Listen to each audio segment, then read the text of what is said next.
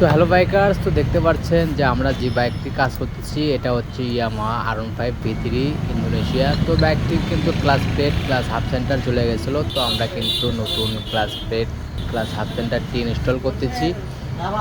তো আমরা কিন্তু অলরেডি কিন্তু ঢুকাই ফেলছি ক্লাসের যে হাফ সেন্টার রয়েছে, কাজ শুরু করে দিয়েছি আমরা। ফুললি ভিডিওটি সাথেই থাকুন, ক্লাস প্লেট কীভাবে লাগাতে হয় আর কীভাবে লাগাবেন। তো দেখেন আমরা ক্লাস প্লেটটি কিন্তু অয়েলের ভিতরে, ইঞ্জিন অয়েলের ভিতরে ভিজিয়ে রাখছি, নতুন ইঞ্জিন অয়েলের ভিতরে। তো ক্লাস প্লেটটি কিন্তু ভিজিয়ে রাখতে হবে লাগানোর আগে, অবশ্যই ভিজিয়ে নেবেন। তো আমরা কিন্তু হাফ সেন্টারটি লাগানো হয়েছে, লাগানোর পর দেখেন আমরা কিন্তু লক করে দিচ্ছি। ওই হাফ সেন্টারের যে শ্যাপের যে ওয়াশারটা থাকে, ওয়াশারের সাথে দুটো খুঁটি থাকে, তো এই খুঁটি ধরে কিন্তু অবশ্যই লক করে দিতে হবে, তা না হলে কিন্তু নাট ঢিল হওয়ার সম্ভাবনা থাকে। তো আমাদের ক্লাস প্লেটটি কিন্তু ভিজানো শেষ। তো ক্লাস প্লেটটি অলরেডি আমরা ঢোকানো শুরু করে দিয়েছি, ফুললি ভিডিওটি সাথেই থাকুন। তো আমাদের দোকানের নাম কিন্তু বন্ধু মোটরস ইন্দোনেশিয়া বাইক পার্টস। আমাদের দোকানটা কিন্তু ধনুর রোড, তালতলা, শেরপুর, বগুড়া। তো আমরা কিন্তু যে কোনো বাইকের কাজ করে থাকি, যে কোনো ব্র্যান্ডের বাইক সার্ভিস করে থাকি। আমাদের লোকেশনে আসলেই আমাদের দোকান পাওয়া যাবেন।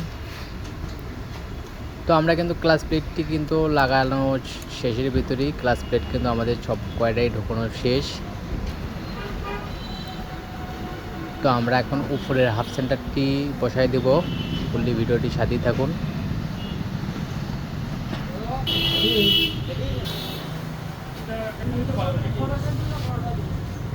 তো আমরা কিন্তু ভিতর থেকে ক্লাসটা অ্যাডজাস্ট করে দিচ্ছি, ভিতর থেকে অ্যাডজাস্ট করে দিতে হবে। তো যারা কাজ করেন অবশ্যই ভিতর থেকে অ্যাডজাস্ট করে দিবেন। তো আমাদের ক্লাস কিন্তু ভিতরে অ্যাডজাস্ট করা শেষ। তো আমরা কিন্তু হাফ সেন্টারের যে তিনটা নাট রয়েছে, নাটগুলো কিন্তু ছাপাচ্ছি আস্তে আস্তে।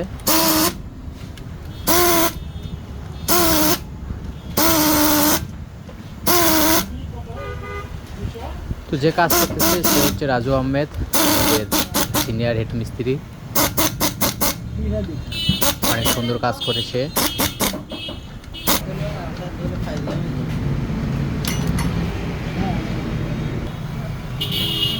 তো আমাদের কিন্তু লাগানো শেষ। তো আমরা কিন্তু ক্লাসও অ্যাডজাস্ট করে দিলাম। তো আমরা কিন্তু এখন ইঞ্জিন অয়েল ফিল্টারটাও লাগাই দেব, ইন্দোনেশিয়া অরিজিনাল। ইঞ্জিন অয়েল ফিল্টারটা কিন্তু একদম নষ্ট হয়ে গেছিলো, আমরা চেঞ্জ করে দেবো। আর ইঞ্জিন অয়েল ফিল্টার চেঞ্জ করে দিলে কিন্তু বাইকটা হিট কম হবে, ওভারহিট।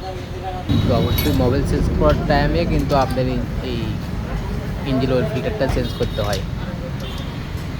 তো আমাদের কিন্তু ক্লাসের যে কাভারটা রয়েছে, ক্লাস কাভারটা ধোয়া হয়েছে, ধোয়ার পর আমরা নাটগুলো লাগাই দিচ্ছি। তো নাটগুলো আস্তে আস্তে চাপাবো আমরা। তো বডি কিটের যে ক্লামটা রয়েছে, ক্লামটাও কিন্তু আমরা আস্তে আস্তে লাগাইলাম। তো যাদের বাইকের সমস্যা অবশ্যই